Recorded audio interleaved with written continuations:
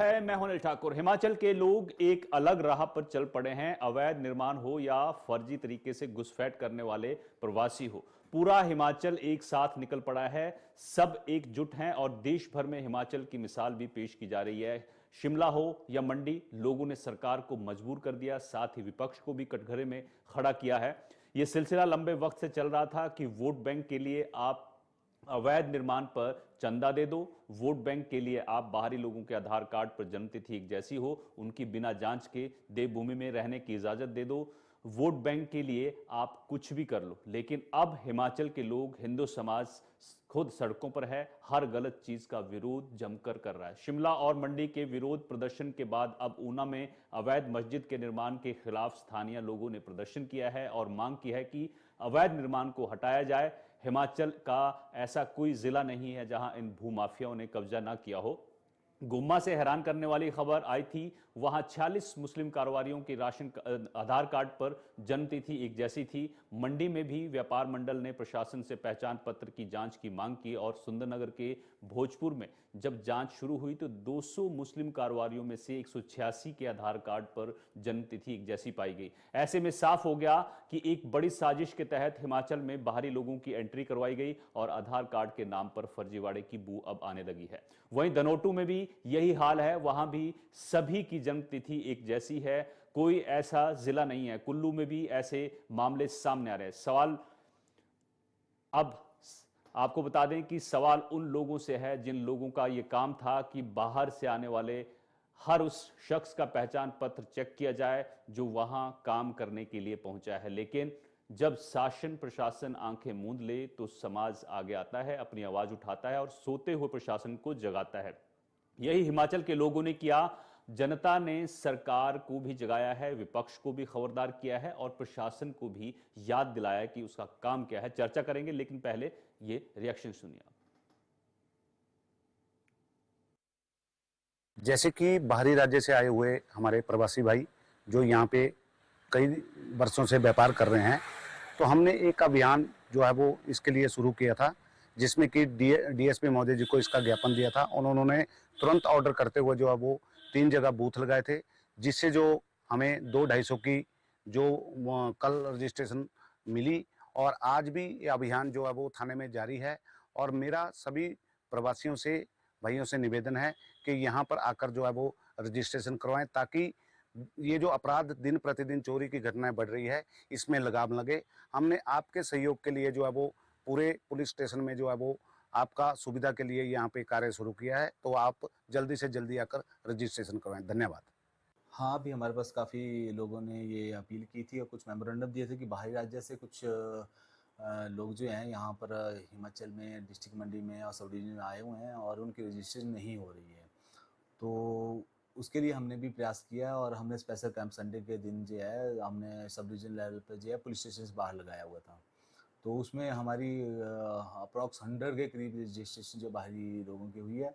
अभी इसमें हम थोड़ा फोकस ज़्यादा कर रहे हैं। हम पंचायत प्रधान और जो व्यापार मंडल है सबको इंटीमेट किया है, तो दिल्ली के बेस पे हमारी रजिस्ट्रेशन पुलिस स्टेशन में काफ़ी बढ़ रही है। तो अप्रॉक्स जो अभी तक हम जो है लेटेस्ट बोले 200 के करीब हमारी रजिस्ट्रेशन माइग्रेंट लेबर और जो अन्य आए हैं उनकी हो चुकी है।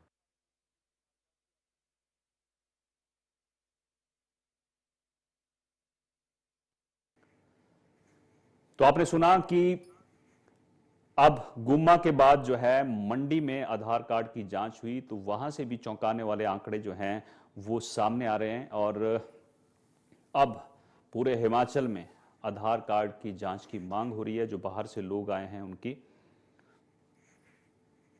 लेकिन सवाल ये है कि जब ये लोग आए, इनके आधार कार्ड चेक किए गए या नहीं, या फिर आधार कार्ड वहां बनाए गए, फर्जी तरीके से बनाए गए। तमाम सवाल हैं जो स्थानीय लोग जो हैं वो उठा रहे हैं। क्या ये बड़ी साजिश है हिमाचल के खिलाफ? डेमोग्राफी जो है उस पर बाहरी खतरा है, जो प्रवासी बाहर से आ रहे हैं। इससे पहले कैबिनेट मंत्री अनिरुद्ध सिंह सवाल उठा चुके हैं कि क्या रोहिंग्या बाहर से आए हैं।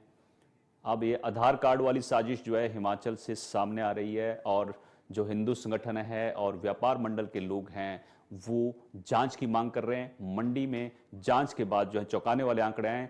चर्चा करेंगे कमल गौतम, हिंदू नेता सुरेश कौशल, सचिव व्यापार संगठन हिमाचल संदीपनी भारद्वाज बीजेपी की तरफ से, अनुराग शर्मा अध्यक्ष कांग्रेस सेवा दल हमारे साथ जुड़ चुके हैं। आप सभी का स्वागत है। सबसे पहले सुरेश कौशल जी, आपसे जानना चाहेंगे क्योंकि आपने जांच की मांग की थी मंडी में और वहां पर चौंकाने वाले आंकड़े आए हैं। क्या कुछ मंडी में देखने को मिला आपको आधार कार्ड पर? सबसे पहले मैं न्यूज इंडिया का हार्दिक हार्दिक स्वागत व अभिनंदन करता हूं। जैसे कि कई वर्षों से देखा जा रहा था कि प्रवासी दिन प्रतिदिन जो है वो हिमाचल की ओर बढ़ रहे हैं, तो हमने एक जांच का विषय रखा था कि ये जो प्रवासी है ये 2 की जगह 2 आते हैं, 4 जाते हैं, 4 आते हैं, 8 आते हैं। तो उसकी वजह से क्या हुआ कि यहाँ पे जो माहौल है वो सभी धर्मों का जो है वो जो इकट्ठे होने के लिए जो है वो शुरू हो गए। उसके बाद हमने एक जांच का विषय जो है वो डीएसपी महोदय जी को दिया व्यापारियों के सहयोग से, क्योंकि बाजार में लोग अपना अपना व्यापार जो है वो बाहरी राज्यों को लोग दुकानें देने लग गए, जिससे जो है वो माहौल खराब होने लगा। तो हमने जो है वो एक बीड़ा उठाया। पहले संयुक्त व्यापार संगठन की तरफ से जो है वो डीएसपी जी को एक मांग पत्र दिया, जिसमें जो है उन्होंने तुरंत एक्शन लेते हुए जो वो 3 जगह जो सुंदरनगर में बूथ लगाए गए, जिन बूथों की वजह से जो है वो पाया गया कि यहाँ पे जो है आधार कार्ड जो है वो 1-1 तारीख के हैं, या कईयों के राशन कार्ड भी बन चुके हैं। और होने को जब हम लाइव आए तो वहां पे कईयों के जो है वो हिमाचल बोनाफाइड सर्टिफिकेट भी जो है वो बनाए गए हैं जी। तो ये एक मामला जो है वो सुंदरनगर में जो है वो देखने को मिला। यहाँ से एक पहल होते हुए जो है वो मंडी की तरफ जो है वो जाने लगी। पर विषय ये है कि चलो एक जो तारीख के जो आधार कार्ड है, क्या यह ये जो आधार कार्ड का जो मुद्दा है, इस मुद्दे की वजह से जो है वो लोगों में एक जो है वो मतलब कि ये है कि 1-1 तारीख के जो है वो सारे आधार कार्ड है, राशन कार्ड जो है वो बन गए हैं। तो उसकी वजह से ये ज्यादा जो है वो यहाँ पे मतलब गर्मा गर्मी जो है वो ज्यादा है, जिस वजह से जो हमने जो है वो यहाँ पे एक मुहिम शुरू किया कि थाने में लोग जाने से घबराते हैं, तो इनके थाने में लोग जाने से घबराते हैं। भारद्वाज जी, आप म्यूट कर लीजिए, आपकी आवाज आ रही है। हाँ बोलिए सुरेश जी। तो ये जो हमने एक मुहिम शुरू किया है, यहाँ से एक जो पहल हुई है, तो हमने ये पाया गया कि इसमें जो बाहरी राज्य हर समुदाय से जो लोग मिस्त्री हैं, मैसन हैं, क्योंकि ये जो यहाँ पे दिन प्रतिदिन बढ़ती जा रही जो प्रवासियों की संख्या है, ये एक घातक जो है वो हिमाचल के लिए जो है वो ठीक संकेत नहीं है। कमल गौतम जी, मैं आपसे भी जानना चाहता हूं कि देखिए शिमला मंडी के बाद कल ऊना में भी प्रदर्शन देखने को मिला है। अवैध मस्जिद के निर्माण के विरोध में लोग सड़कों पर उतरे हैं, ऊना में भी। और उसके बाद अब आधार कार्ड वाला मामला जो है ये सामने आने लगा है। गुम्मा में 46 मुस्लिम कारोबारियों के आधार कार्ड पर जो तारीख थी वो एक जैसी थी। अब मंडी से भी ये आंकड़े जो हैं, ये आधार कार्ड पर जो डेट ऑफ बर्थ है एक जैसी है। क्या कहना है आपको? साजिश की बुआरी आपको क्या? नहीं, ये अनिल जी मैं आपके माध्यम से ये बताना चाहूंगा कि ये बहुत बड़ा षड्यंत्र है और इस षड्यंत्र के विरुद्ध हम लोग बड़े लंबे समय से लड़ाई लड़ते आ रहे हैं। मैं आपके ध्यान में आपके चैनल के माध्यम से आपके दर्शकों को ये बताना चाहूंगा। सुरेश कौशल जी, आप कैमरा ऑन कर लीजिए। सुरेश कौशल जी, आप सुन रहे हैं तो कैमरा ऑन कर लीजिए अपना। मैं आपके चैनल के माध्यम से हिमाचल के लोगों को बताना चाहूंगा कि हमारी टीम ने एक आरटीआई लगाई थी घुमारवीं थाने में और हमने उनसे 4 प्रश्न पूछे थे। पहला प्रश्न था, मैं ये आरटीआई इसलिए बताना चाह रहा हूं कि ताकि अपने पूरे हिमाचल के लोगों को ये पता लग सके कि कानूनी दावपेच क्या होते हैं और वास्तविकताएं क्या होती हैं और किस ढंग से ये सारा विषय जो इस ढंग से जुड़ा हुआ है आपस में। तो पहला प्रश्न था आरटीआई में कि कुल कितने अप्रवासियों का पंजीकरण घुमारवीं थाना में हुआ है। तो इसके उत्तर में हमें थाना से ये उत्तर मिला कि 225 अप्रवासी पंजीकृत हैं। आप देखिए, पहले प्रश्न का उत्तर जब हमें मिला तो 14 सितंबर को घुमारवीं में एक प्रदर्शन था। उस दिन 225 लोग जो है पंजीकृत थे और आज जब मैंने वहां से आंकड़ा जुटाया तब 1250 लोग जो है घुमारवीं थाना में इन 10 दिनों में पंजीकृत हुए हैं। तो आप समझ लीजिए कि किस प्रकार के षड्यंत्र और किस प्रकार के अवैध घुसपैठिए जो है हिमाचल प्रदेश में घूम रहे हैं। दूसरा प्रश्न था कि थाना में पंजीकृत अप्रवासियों का उनके मूल स्थान जहां से वे आए हैं उनका सत्यापन की छाया प्रतियां उपलब्ध करवाई जाएं। तो इसके उत्तर में जो है उन्होंने कहा कि जो भी सत्यापन पत्र अप्रवासियों के मूल निवास स्थान पर भेजे गए हैं वह इस समय तक तस्दीक होकर थाना में प्राप्त नहीं हुए हैं। मतलब कहने का मतलब यह है कि आज तक जितने भी लोगों के सत्यापन के लिए कोई कागज यहां से किसी थाने में भेजा गया है वो रिटर्न बैक जो है घुमारवीं थाना में आया नहीं है। और तीसरा प्रश्न था हमारा कि पंजीकृत अप्रवासी जो रह रहे हैं उनके स्थानीय पते का सत्यापन और किराया समझौते की प्रतिलिपियां भी हमें उपलब्ध करवाई जाएं। तो इसके उत्तर में जो है थाना प्रभारी ने हमें बताया कि अप्रवासियों के स्थानीय पते का सत्यापन और किराया समझौता थाना पर उपलब्ध नहीं है। और चौथा प्रश्न था, क्या थाना प्रभारी के पास कोई विशेषाधिकार है जिसके अंतर्गत किसी अप्रवासी को थाना क्षेत्र में अनुज्ञा पत्र जारी किया जा सकता है, जैसे रेडी लगाना, घर घर जाकर के सामान बेचना, कबाड़ी का काम आदि करना के संबंध में सूचना प्रदान की जाए। ये जो फेरी वाले हैं इसके बारे में हमने पूछा था तो थाना से हमें ये उत्तर मिला है, थाना प्रभारी के पास इस प्रकार का कोई भी विशेषाधिकार नहीं है। कहने का मतलब ये है कि ये जो सारे लोग घूम रहे हैं, चाहे जिनका पंजीकरण भी हो गया, वो भी सब अवैध हैं। क्योंकि अनिल जी एक बात बताइए मुझे, जब तक आपको उनके संबंधित थाने से उनका सत्यापन ही नहीं आया तो आप पंजीकरण कैसे कर रहे हैं उनका? आप कौन होते हैं पंजीकरण करने वाला बिना सत्यापन के? जब तक आपको उनकी पिछली हिस्ट्री का ही पता नहीं है, उनका सत्यापन आपके पास नहीं पहुंचा है आकर के, और उनके संबंधित थानों से आपके पास कोई रिपोर्ट ही नहीं आई है, तो आप कैसे बता सकते हैं कि किसी व्यक्ति की आपराधिक पृष्ठभूमि रही है या नहीं रही है? और आप उनका पंजीकरण करके आप उनको कैसे लाइसेंस दे सकते हैं कि वो हमारे गांव-गांव में, गली-गली में जाकर के घूमे? तो कहीं ना कहीं मैं इसका पूरी तरह विरोध करता हूं। ये जो ड्राइव चल रही है, पंजीकरण की ड्राइव, जो है केवल एक दिखावा है और हिमाचल के हिंदुओं के आंखों में धूल झोंकने का एक षड्यंत्र है। और मैं ये कहना चाहूंगा, आज राजनीति इतनी गंदी हो चुकी है, मैं स्थानीय निकाय की राजनीति की भी बात कर रहा हूं, चाहे वो पंचायत प्रधान है, चाहे वो आपके एमसी के लोग हैं, चाहे कोई भी है, अपनी राजनीति के लिए, तुच्छ स्वार्थों के लिए जो है इन लोगों के पंजीकरण किए जा रहे हैं और बिना सत्यापन के किए जा रहे हैं। आप बताइए मुझे, प्रधान के पास कौन सी अथॉरिटी है जिससे वो पता लगाएगा कि व्यक्ति जो है, अमुक व्यक्ति अपराधी है या नहीं है? या एमसी के काउंसलर के पास कौन सी अथॉरिटी है जिससे वो ये पता लगाएगा कि अमुक व्यक्ति अपराध करके आया है नहीं आया है? और कैसे वो सत्यापन कर रहे हैं उस चीज का? तो ये जो पंजीकरण की जो ड्राइव चल रही है, ये भी कहीं ना कहीं लोगों की आंखों में धूल झोंकने का काम है। और ये पंजीकरण ड्राइव जब तक इनका सत्यापन नहीं होता है, ये सब दिखावा है और कुछ नहीं है। दूसरी बात मैं कहना चाहूंगा कि ये जो फेरी वाले हैं, फेरी वालों का मेरी बहुत से व्यापार मंडल के बंधुओं से बात हुई, और ये फेरी वाले हमें हिमाचल में नहीं चाहिए। सरकार ये जो नीति बनाने जा रही है, मैं इस नीति का पुरजोर विरोध करता हूं। ये हमारे व्यापारियों के हितों का कुठाराघात है और हमें किसी भी प्रकार की फेरी वालों के ऊपर जो नीति नहीं चाहिए, जो स्ट्रीट वेंडर एक्ट लाने की बात सरकार कर रही है, हम इसका पुरजोर विरोध करते हैं। हमें हिमाचल प्रदेश में कोई भी फेरी वालों का एक्ट नहीं चाहिए, हमें आवश्यकता नहीं है फेरी वालों की। हमें अगर सामान लेना होगा हम अपने हिंदू व्यापारियों से लेंगे, हमारे अपने स्थानीय दुकानदार हैं, हम उनसे लेंगे। हमें इस प्रकार के किसी हिमाचल में आवश्यकता ही नहीं है। और कहीं ना कहीं सरकार एक षड्यंत्र कर रही है, उस षड्यंत्र के तहत ऐसे इस्लामिस्टों को हिमाचल में घुसने का लाइसेंस देने का काम करेगा। ठीक है कमल जी, ठीक है, मैं आता हूं आपके पास, बिगाड़ने का एक षड्यंत्र ये सरकार की ओर से हो रहा है।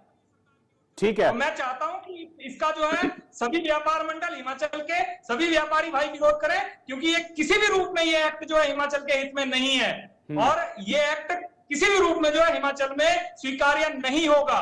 क्योंकि इस एक्ट के माध्यम से कहीं ना कहीं आप ऐसे अनऑथराइज्ड लोगों को, जिनका आप सत्यापन तक नहीं कर पा रहे हैं, थाने के पास उनका कोई रिकॉर्ड नहीं है, पीछे उन्होंने क्या किया क्या नहीं किया, किस प्रकार के अपराध करके वो यहाँ आए हैं, ऐसे लोगों का पंजीकरण करके और उनको फेरी एक्ट में जो है आप एक लाइसेंस देने का काम कर रहे हैं। ठीक है कमल जी, मैं आपके पास आऊंगा। अनुराग जी जुड़े हुए हैं। अनुराग जी, अनुराग शर्मा जी, देखिए आपके सामने सारी चीजें हैं। आपने संजौली से लेकर मंडी तक देख लिया कि किस तरह से साजिश की गई, भूमाफिया एक्टिव हुए, अवैध निर्माण किए गए। सरकार 18 महीने से हाथ पर हाथ रखकर बैठी है। अब मामला यह आ रहा है सामने कि आधार कार्ड पर एक जैसी तारीख है। हालांकि यह आपके कार्यकाल में नहीं हुआ। ये मैं संदीपनी भारद्वाज जी से पूछूंगा। संदीपनी भारद्वाज जी, आप अपना कैमरा सही कर लीजिए, रोटेट कर लीजिए। मैं संदीपनी भारद्वाज जी से भी पूछूंगा सवाल, क्योंकि इनके कार्यकाल में भी अवैध निर्माण हुआ। लेकिन अनुराग जी, आप जवाब दीजिए कि क्यों आप लोग जो हैं जब सत्ता में आए उसके बाद ये जांच हुई, चाहे आधार कार्ड का मामला हो चाहे अवैध निर्माण का मामला हो। देखिए, सभी साथियों को वंदे मातरम। ये जो भयावह स्थिति बनी है अभी प्रदेश के अंदर, इसमें मेरा ये मानना है कि आप कोई भी व्यक्ति जो भारतीय है वो कहीं पर भी जाकर अपना व्यवसाय कर सकता है, रह सकता है, चाहे रजिस्ट्रेशन रूप में चाहे कमर्शियल की स्थिति में। अब जो भयावह स्थिति बनी है, हमारी सरकार पिछले 18 महीने से स्थापित है हम प्रदेश में। पिछले 5 वर्षों में जब भाजपा की सरकार थी तो क्या उस समय उनके लिए नियम और कायदे अलग थे?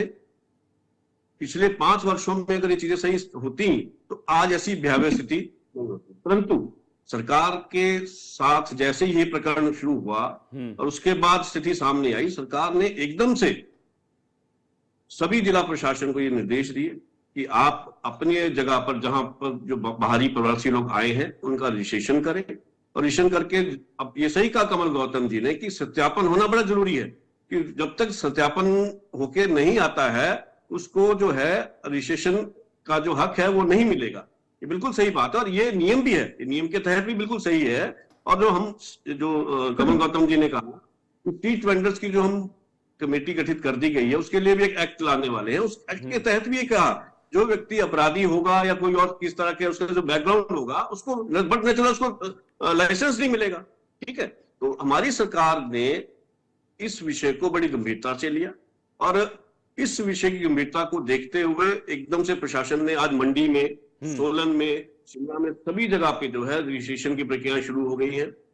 उनके आधार कार्ड को लेकर जो इश्यूज आए हैं और जहां पर आधार कार्ड गलत बने हैं उनके अगेंस्ट अलग से कार्रवाई होगी। और उसके बाद जो स्थिति जो अब बन के, पर ये स्थिति मेरा ये कहना है ये स्थिति जो भयावह स्थिति पैदा हुई है पिछले 5 वर्षों में जब जयराम की सरकार थी उन्होंने क्या किया, अगर वो इस विषय पर काम करते तो आज ऐसी भयावह स्थिति जो है प्रदेश में नहीं होती।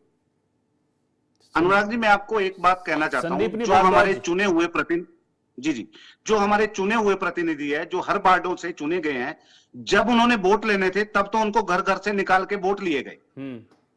देखो ना, वोट के टाइम में अब भी हमने इनसे निवेदन किया है, जितने भी चुने हुए प्रतिनिधि हैं आप जाके पता करें कि एक वार्ड में कितने जो हमारी काली बेटे छुपी है उनको बाहर निकाला जाए। इतना तो एक समाज के प्रति जो एक सामाजिक कार्य का एक जो नियम है उसके आधार के ऊपर उनको भी हमारे साथ आगे निकलना चाहिए, क्योंकि वो चुने हुए प्रतिनिधि हैं, उनको ये पता है कि। कौशल जी ठीक है, मैं आऊंगा आपके पास, जवाब ले लेते हैं। संदीपनी भारद्वाज जी, देखिए सवाल आपसे भी पूछे जा रहे हैं इस मामले पर कि आपके कार्यकाल में जब आपकी सरकार थी तब अवैध निर्माण हुए, बीजेपी चुप रही, आधार कार्ड का मामला गुम्मा से सामने आया तब भी सवाल ये उठाए गए वहां जो व्यापार मंडल है कि ये लोग आज से नहीं, ये पिछली सरकार के कार्यकाल में भी थे। तो आपकी सरकार क्या कर रही थी संदीपनी भारद्वाज जी? देखिए, अनुराग जी ने जो बात बोली कि ये पिछले 5 सालों में उन्होंने क्या किया, प्रश्न ये नहीं है। प्रश्न ये है कि जब आपके ध्यान में इनका मसला आया तो उस मसले के ऊपर आपका किस डायरेक्शन में उसका सलूशन निकाला आपने। कमल जी ने ठीक बोला कि भाई अगर आज आप आइडेंटिफाई करके बिना आइडेंटिफाई किए आप इनको फिर से आधार कार्ड आइडेंटिफाई कर रहे हैं, आधार कार्ड को बनाते हुए वो एक डॉक्यूमेंट देखा जाता है कि उसका बैकग्राउंड क्या था, वो उसके पास एक्टिव कहीं का बर्थ सर्टिफिकेट था या नहीं, किसी स्कूल लिविंग सर्टिफिकेट था या नहीं, उसके बिहाफ पे आधार कार्ड बनता है। तो आधार कार्ड बनाते हुए अगर मान लिया आप अपने बॉल को आप जयराम जी के कोर्ट में डाल रहे हैं तो ये तो 70 साल इन्होंने राज किया, उस राज को उस पीरियड को नहीं गिनेंगे, सिर्फ जयराम के 5 साल को गिनेंगे। और अगर आज ये गलती सामने आई है, अगर आज हिंदू संगठनों ने, कमल जी जैसे लोगों ने विषय को पब्लिक के सामने रखा है, पब्लिक डोमेन में, तो उसका हल ये नहीं है कि आप इस तरह की एक चिट्ठी जारी कर दो, एक इस तरह का नियम कानून बना दो कि उनको लीगलाइज कर दो। आप इस कानून के तहत तो उन इलीगल आदमियों को लीगलाइज कर रहे हैं।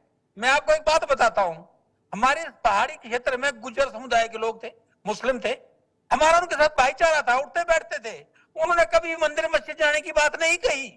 लेकिन ये जो मौला मुल्ले जो ये सहारनपुर और वहां से उठ करके आए हैं, इन्होंने सिस्टम को पेनिट्रेट कर दिया और आप उनको इलीगल माल बेचने का सर्टिफिकेट दे रहे हैं। अनुराग जी, होना ये चाहिए था उनको यहां से उनका बिस्तरा बंद करके उनको वापस भेजते और आप आइडेंटिफाई करते बाकायदा। मैं आपको आज बता रहा हूं, they are sleeper cells, They are sleeper cells of the country's ये mosquitoes anopheles जो खून चूस रहे हैं हिंदुओं को और इस देश का। लेकिन मैं आज का उदाहरण देता हूं, मैं आज कुमारसंद में हूं, यहाँ पे नीचे सेंज के पास एक मस्जिद बनी है, मैंने आज पेपर निकाले, पूरी की पूरी मस्जिद अवैध बनी है, इसलिए उसमें बिजली का मीटर नहीं लगा। अब वहां पे हर फ्राइडे को 200 लोग, अरे कुमारसंद जैसे क्षेत्र में कहां से 200 लोग आ गए? और वो जानकारी मिली कि जो आजकल सेब का काम करते हैं, सेब के आड़तियों के साथ ये मुल्ले मौलवी आ गए हैं और हर शुक्रवार को उस मस्जिद में बैठ जाते हैं। और उस मस्जिद के निर्माण के लिए मुझे जानकारी मिली कि जो ये मुल्ले बाहर से सेब खरीदने के लिए आते हैं, उन्होंने डोनेशन दे करके वो मस्जिद बनाई। तो हमको इस बात को तो चेक करना पड़ेगा भैया, कैसे चलेगा? और आप ये इस बात को आप दूसरे के सिर में बॉल नहीं डाल सकते। आज अगर इस चीज की जानकारी मिली है, आज कमल जी जैसे लोगों ने, आज कोई हिंदू संगठन ने विषय को बढ़ाया है, तो आप उसे हट नहीं सकते, टल नहीं सकते। और आप ये बोलो कि देखो जी ये तो उनका समान है, 5 साल में उन्होंने क्या किया। आपने तो ये बोला कि आप तो 95% हिंदुओं को हरा करके सत्ता में आए हैं। आपके मुख्यमंत्री का तो यह बयान था, वो तो पहले दिन से फैनेटिक थे इस बात को लेकर के। हमारा मानना ये है, अगर आप लॉ एंड ऑर्डर हाथ में नहीं लेंगे तो हम लेंगे, इसका ठीक कानून करना पड़ेगा, otherwise we will take law and order in our hand. ठीक है संदीपनी भारद्वाज जी, संदीपनी भारद्वाज जी, ठीक है, शुक्रिया। आप जितना जोश आज दिखा रहे हैं उतना पहले भी दिखाते। अनुराग जी क्या कहना चाहेंगे? संदीप जी बोल रहे हैं अब आपका काम है, गेंद आपके पाले में है, लॉ एंड ऑर्डर आपके हाथ में है। जी बिल्कुल, हम लोग, हमारी सरकार जो है फ्रंट फुट पे आकर ये काम कर रही है। मेरा प्रश्न सिर्फ यही था, आप जब पिछली सरकार में थे तो अगर उस समय से चीजें, ये बात कर रहे हैं 70 साल की, 70 साल हमने राज किया, 70 साल के राज के बावजूद आज हमारा देश और प्रदेश विकसित देशों की स्थिति में खड़ा है। ये संदीपनी भाई को भी पता है। मालूम यह है कि तनख्वाह देने के लिए पैसे नहीं है अनुराग जी आपके पास, you don't have money to pay the salary of the employees.